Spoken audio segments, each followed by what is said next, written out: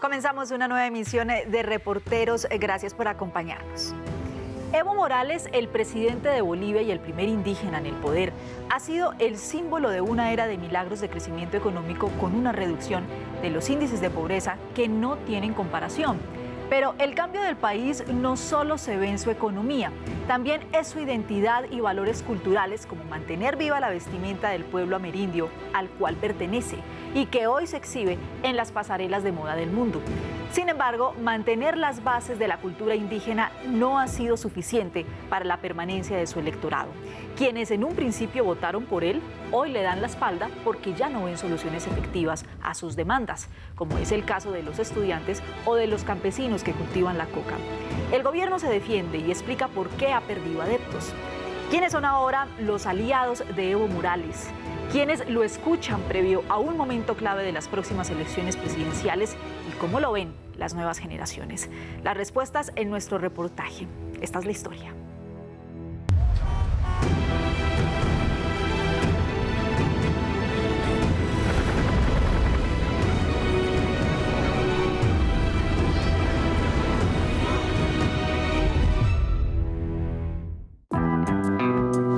La Paz, 4.000 metros sobre el nivel del mar.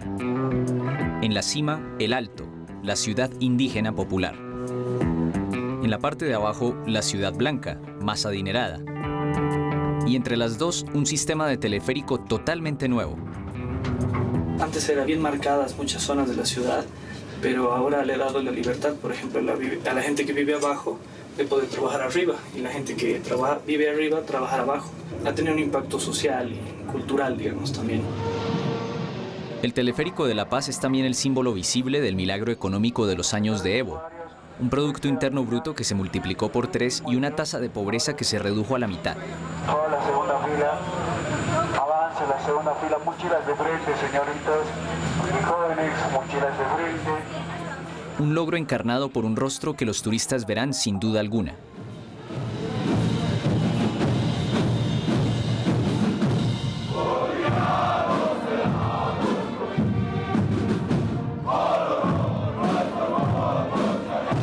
Estos años de crecimiento económico son el estandarte de la presidencia más larga que Bolivia haya tenido jamás. Esta mañana, Evo Morales está de buen humor en su nuevo palacio presidencial. Bromea con los periodistas antes de recibir las cartas credenciales de 16 embajadores nuevos, entre los cuales se encuentra el representante de Su Majestad Británica.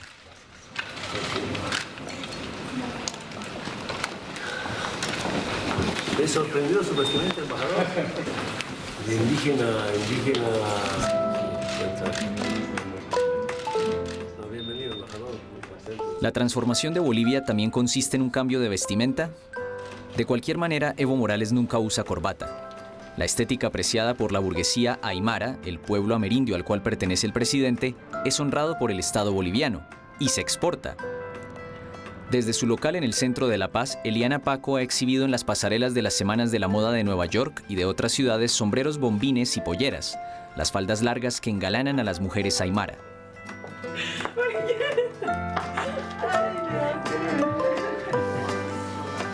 Es la conquista de tantos años de lucha contra la discriminación. Estamos como reencontrándonos, viendo nuestro árbol genealógico, que de repente nuestra abuela era de pollera y la mamá ya no lo era, ya no lo es.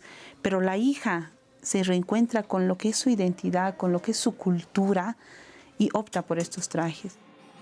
Nos guste o no nos guste, es el gobierno al cual ha asumido nuestro presidente, colocando de alguna manera que la mujer de pollera, la chola, no tenga que dejar su vestimenta originaria para poder acceder a un cargo público, a un cargo político, a una universidad.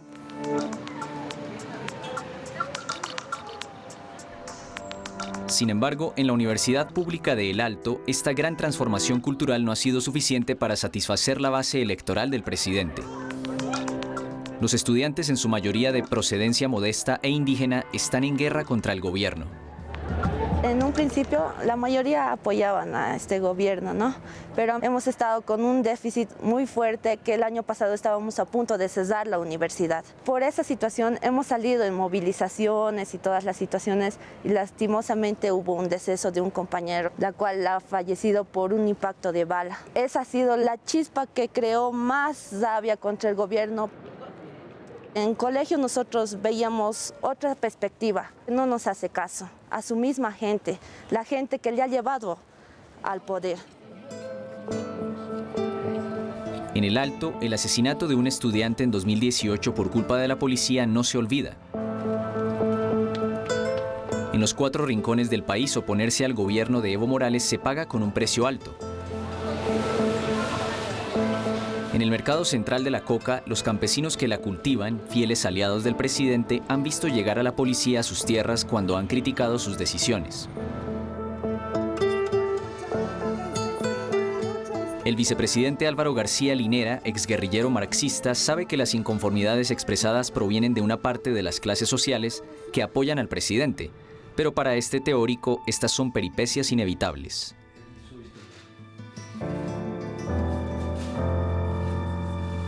Nosotros hemos creado una clase media y es esa misma clase media la que se ha vuelto contra nosotros. Eso sucede cuando la llevas y hay una bifurcación, otra vez hacia abajo. Hoy una parte del movimiento indígena se ha separado, se pierde un conjunto de alianzas por un lado, se suman otras alianzas por otro lado.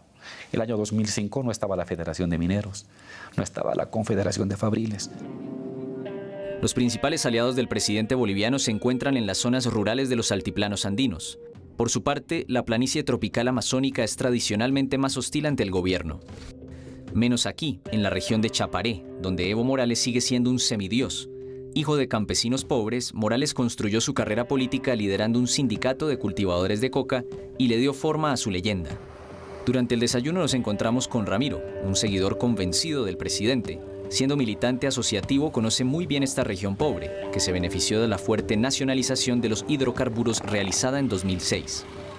Junto con Eusebio Rodríguez, dirigente sindical y campesino, Ramiro descubre una nueva fábrica que sale de la tierra para transformar el gas local en electricidad. Entonces, yo creo que esto es lo que se está haciendo en estos 13 años de gobierno, en estos 13 años. Este es nuevo, creo. Este es nuevo, se está construyendo, no se ha inaugurado todavía. Esta es la primera planta termoeléctrica que se ha construido. Antes no se gozaba de esa manera, ¿no? Las empresas transnacionales no invertían para los bolivianos.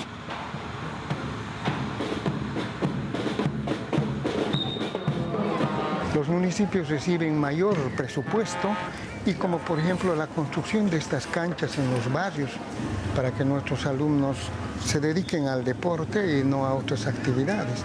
El presidente Evo Morales conoce el sufrimiento, él ha nacido de ahí. Nunca soñábamos tener esta clase de infraestructura, no solamente en educación, en salud, en campos deportivos, en carreteras. Ustedes están viendo cómo ha cambiado Bolivia, ¿no?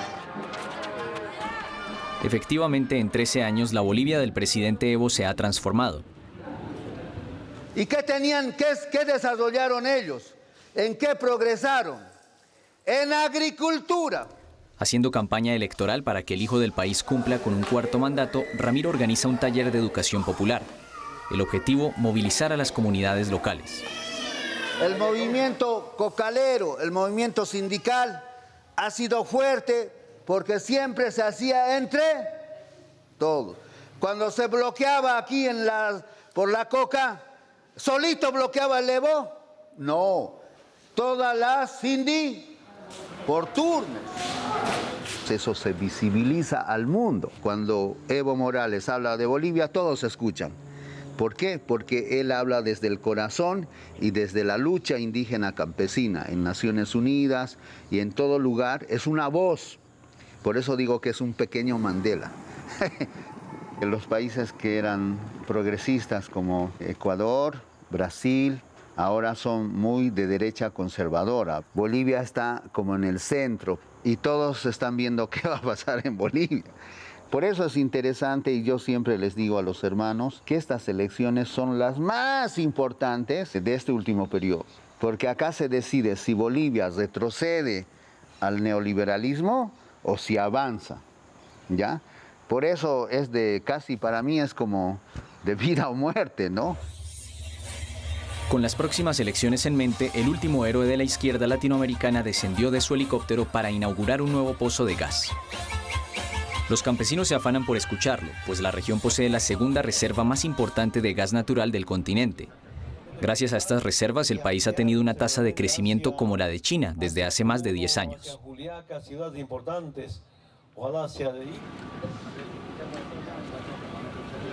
Ahí tenemos previsto instalar 5 plantas hidroeléctricas.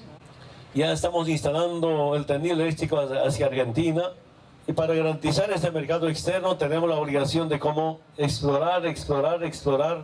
Y mi recomendación a las nuevas generaciones: es importante especializarse en ramas técnicas. Ser petrolero, ser ingeniero. El Estado por primera vez está becando. Pero si no hablan inglés, lamentablemente se queda ahí. En las universidades del exterior necesitamos nuevos profesionales, nuevas generaciones que dominen inglés para acceder a estas becas.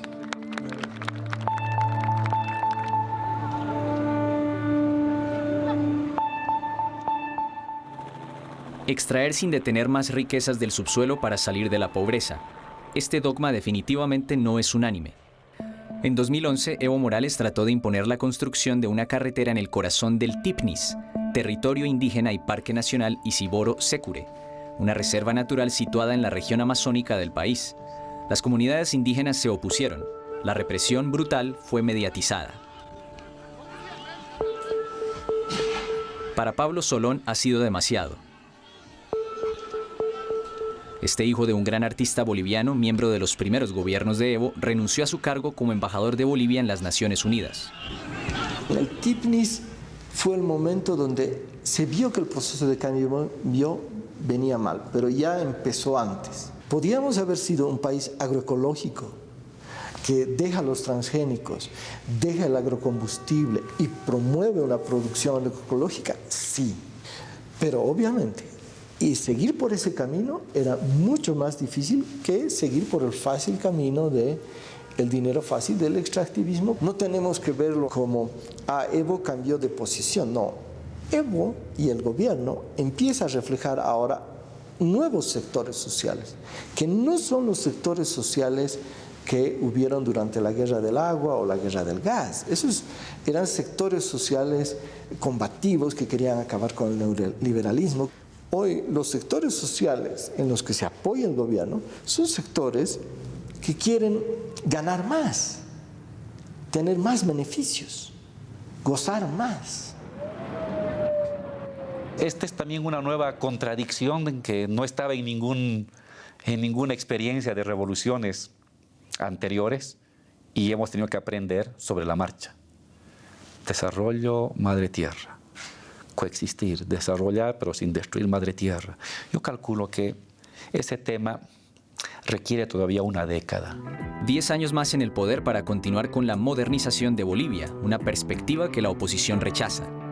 Critican ferozmente tanto el funcionamiento democrático como el modelo económico establecido por Evo Morales desde 2006. Aunque a veces reconocen que el primer indígena en el poder, en el único país latinoamericano con mayoría indígena, ya logró marcar el curso de la historia.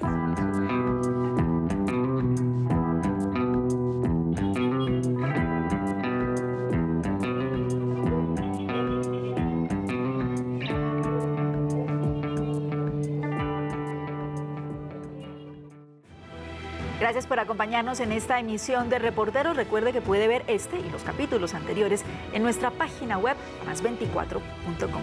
Hasta la próxima semana.